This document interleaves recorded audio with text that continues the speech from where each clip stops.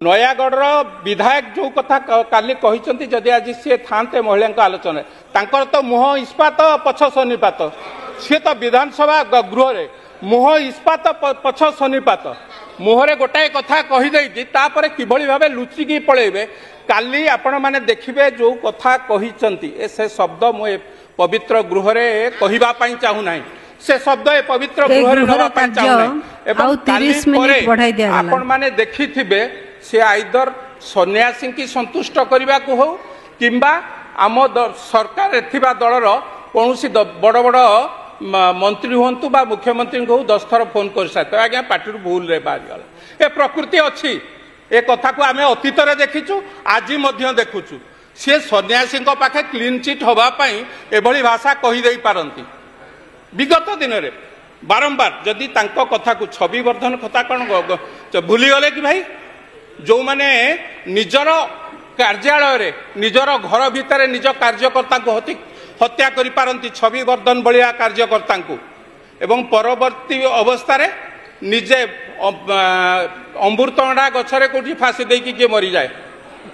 ए कथार उदाहरण बहुत भाव रे अछि एवं तार साक्षी किए हेतिला से घटनार जदि गौतम भाई बुझी पारन थिबे पुराणा गप भी सत पुराणा गप भी सत ए कथार आलोचना पर्यालोचना गोटे छवि वर्धन घटना रे बाचस्पति महोदय एटा आपण जिलार कथा छवि वर्धन घटना रे जी राजसाक्षी होता लिलीप बोली एक व्यक्ति एवं नयागढ़ विधायक अत्यंत निकटर व्यक्ति निकटतम व्यक्ति खारबल थाना रे ता पूर्वरु एक सेक्स स्कैंडल रे गिरफ होईकी खारबल नगर थाना रे थिले परवर्ती अवस्था रे छवि वर्धन